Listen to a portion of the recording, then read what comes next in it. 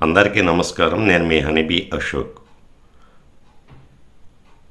మన ఈ హనీబీ అశోక్ ఛానల్ని ప్రతి బీకీపరు, ప్రతి తేనె వినియోగదారుడు, అట్లాగే ప్రతి వ్యక్తి కూడా తప్పకుండా సబ్స్క్రైబ్ చేయండి.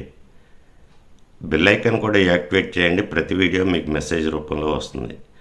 ఎందుకంటే మన ఈ హనీబీ అశోక్ ఛానల్లో తేనెటీగలు మానవ జాతికి ఏ విధంగా ఉపయోగపడతాయి, తేనెటీగల వలన మానవ జాతి ఏ విధంగా లబ్ధి పొందొచ్చు అనే విషయాల గురించి తెలుసుకుందాము. ఇంతకు ముందులాగా తేనెటీగల పెంపకంలో నా అనుభవాలు, సూచనలు, సలహాలు, మెళకువలు తెలియజేసే క్రమంలో కొద్దిగా ఎక్కువగా ఇన్వాల్వ్ అయ్యి మాట్లాడినట్లున్నా, నా మాటలు కొంతమంది వ్యక్తులకు, వ్యాపారస్తులకు తోటల్లా తగిలినట్లున్నాయి. మీరు చేస్తున్న ప్రాసెస్ కరెక్ట్ కాదు, అలా చేస్తే మీరు ఆర్థికంగా నష్టపోతారు, ఇలా చేస్తే మీకు ఆర్థికంగా నష్టం రాదు అని తెలియజేసే క్రమంలో కొద్దిగా చొరవ తీసుకుని అంతా మనవాళ్లే కదా అనే ఉద్దేశంతో మీరు చేస్తున్నది తప్పు అని వేలెత్తి చూపించే క్రమంలో నేను వారి వైపు ఒకవేళ చూపిస్తున్నాను అనుకున్నాను, కానీ నా వైపు 4 వేళ్ళు చూపిస్తున్నాయని గుర్తించలేకపోయా.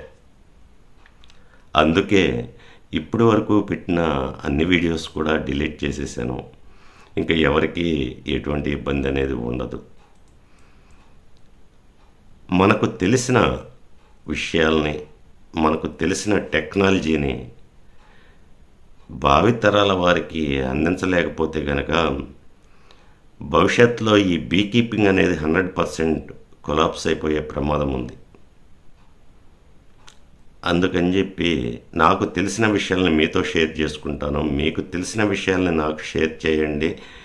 భావితరాల వారికి మంచి సమాచారాన్ని అందిద్దాం. గత నెల 25 నుంచి 29 వరకు గార్డెన్ సిటీ యూనివర్సిటీలో ఇంటర్నేషనల్ ఎపిథెరపీ వర్క్షాప్ అనేది జరిగింది. ఆ కార్యక్రమానికి అటెండ్ అయిన తర్వాత నాకు అనిపించింది, నేను ఇంతకాలం ఈ తేనెటీగల పెంపకంలో పడి నా సమయాన్నంతా వృధా చేసుకున్నాను.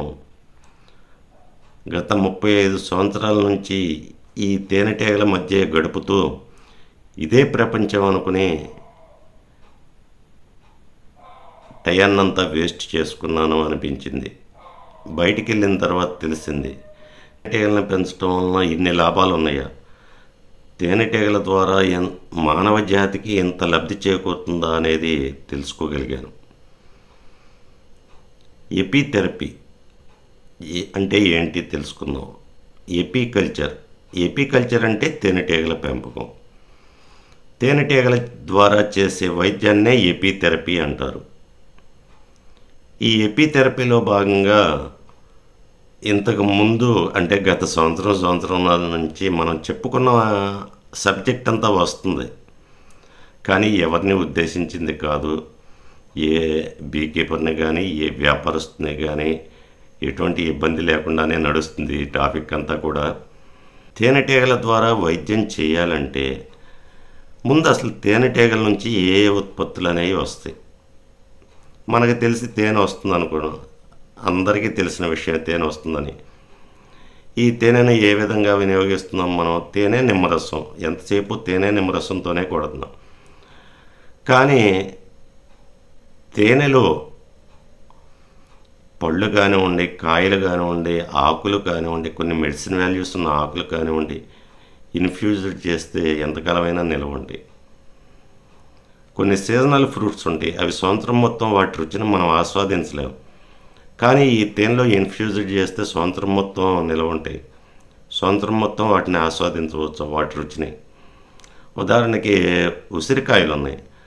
ఉసిరికాయలో సి విటమిన్ ఉంది, డైజెషన్ బాగా జరుగుతుంది, రోగనిరోధక శక్తి బాగుంటుంది ఉసిరికాయలో. మన పెద్దలు మనకి ఏదైనా జ్వరం లాంటిది, ఏదైనా వ్యాధి వస్తే ఉసిరికాయ పచ్చడి, నెయ్యి కలిపి వేడి అన్నంలో కలిపి పెట్టేవాళ్ళు. అంటే వాళ్ళకి తెలిసిన వైద్యం అదే. ఉసిరికాయ పచ్చడి, ఉసిరికాయ అంటే ఉసిరికాయ మనకి వైద్యపరంగా ఉపయోగపడుతుంది, మెడిసిన్ పరంగా. ఆ ఉసిరికాయను ఇప్పుడు సంవత్సరం మొత్తం మనం తినలేం. పచ్చికాయని అసలు తినే ఓపిక మన పళ్ళకి లేదు, ఆ పులుపుని తట్టుకునే శక్తి. కానీ తేనెలో ఇన్ఫ్యూజ్డ్ చేసుకుంటే ఏమవుతుంది, చిన్నపిల్లల దగ్గర నుంచి వృద్ధుల వరకు కూడా అంటే ఖర్జూర పండులాగా ఉంటుంది. దాన్ని ఎవరైనా తినొచ్చు, ఏ టైంలో అయినా తినొచ్చు. ఇది మందు కాదు, ఒక ఆహార పదార్థం. మనం తినే ఆహారమే మనకి మందులాగా, మెడిసిన్ లాగా పనిచేస్తుంది. ఇట్లా రకరకాల కాయల్ని, పొళ్ళని, ఆకుల్ని, తులసాకు ఉంది. తులసాకు డైలీ తినాలంటే మనకి వీలు పడదు, కుదరదు సమయం. జ్యూస్ చేసుకుని తాగాలంటే తులసాకుని జ్యూస్ చేసి తేనెలో ఇన్ఫ్యూజ్ చేస్తే ఎనీ టైం ఎప్పుడైనా మనకి ఆకలి అనిపించినప్పుడు లేదా డ్రింక్ తాగాలనిపించినప్పుడు తాగొచ్చు. అట్లా ప్రతి వెజిటబుల్ని తేనెలో ఇన్ఫ్యూజ్ చేసుకుని మనం నిలవాటు పెట్టుకోవచ్చు. ఇవి ప్రతిదీ కూడా ఫుడ్ ఐటమ్ అని చెప్పుకున్నాం. ప్రతిదీ కూడా ప్రతి దానిలో కూడా మెడిసిన్ వాల్యూస్ ఉంటాయి. అట్లాగే తేనెటీగలు వ్యాక్స్ని తయారు చేస్తాయి వాటి పట్టు నిర్మించుకోవడానికి.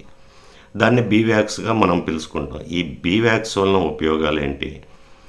అట్లాగే తేనెటీగలు వాటి ఆహారమైనటువంటి పోలెన్ని కలెక్ట్ చేస్తాయి. పోలెన్ అనేది పువ్వులోని పిప్పుడు రేణువులు. దీనివలన మనం ఏదైనా వ్యాధులు తగ్గించుకోవచ్చా? అట్లాగే రాయల్ జెల్లీ, తేనెటీగలు వాటి పిల్లలకి ఆహారంగా అందించే రాయల్ జెల్లీని తయారు చేస్తాయి. ఈ రాయల్ జెల్లీ వలన మనం ఏదైనా వ్యాధులను నివారించుకోవచ్చా? మనకి ఏ విధంగా ఉపయోగపడుతుంది? అట్లాగే బీవేనం అంటే తేనెటీగ విషం. దీనివల్ల మనం ఏ విధంగా లబ్ధి పొందవచ్చు, ఏ విధంగా మన వ్యాధుల్ని తగ్గించుకోవచ్చు? ఇట్లా ఈ బీవేనం వలన ఇవాళ మోకాళ్ళ సమస్య, మోకాళ్ళ నొప్పులు ప్రతి వ్యక్తికి వస్తున్నాయి 99%. అంటే వయసు పరంగా. వీటిని తగ్గించాలంటే కొంతకాలం మందులతో నడుపుతూ చివరికి సర్జరీ చేయాల్సిన పరిస్థితి అనేది ఏర్పడుతుంది. చాలా రకాల వైద్యాలు ఉన్నాయి. వీటిని మనం ఎవరిని కాదని అంటలా. కాకపోతే మన తేనెటీగల్లో కూడా ఈ వైద్యం ఉంది అనేది మనం తెలియజేసుకుందాం. అంతేగాని వాళ్ళ వైద్యం తప్పు, వీళ్ళ వైద్యం తప్పు అనే టాపిక్ అసలు మనకు వద్దు. ఈ తేనెటీగల ద్వారా వైద్యం చేయొచ్చు.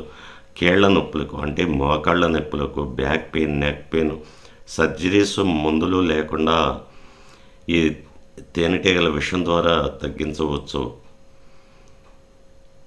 అట్లాగే కొన్ని క్యాన్సర్స్, బ్రెస్ట్ క్యాన్సర్ లాంటి వ్యాధుల్ని కూడా, దీర్ఘకాలిక వ్యాధుల్ని కూడా నయం చేయవచ్చు. సోరియాసిస్ లాంటి వ్యాధులను తగ్గించవచ్చు, చర్మ వ్యాధుల్ని.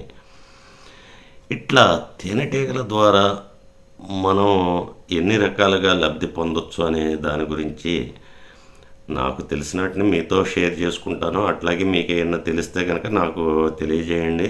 దీనివల్ల ఎవరికి ఎటువంటి నష్టం లేదు, అందరం ఆరోగ్యంగా ఉండాలని చెప్పేసి కోరుకుందాం. ఇదే టాపిక్ కంటిన్యూ అవుతుంది. ఇది ఏ ఒక్క రోజుతోనో, ఒక 5 నిమిషాలు, 10 నిమిషాలు, ఒక గంటతో అయ్యే టాపిక్ కాదు. ఇది మహాసముద్రం లాంటిది. ఏపీ థెరపీ అనేది వెళ్ళిన కొద్దీ ఇంకా వస్తూనే ఉంటుంది. దీనికి అంతం అనేది లేదు నాకు తెలిసి. ఇప్పటికీ చాలా సమయం అయింది. నెక్స్ట్ వీడియోలో మళ్ళీ కలుసుకుందాం. అప్పటి వరకు సెలవు. నమస్కారం.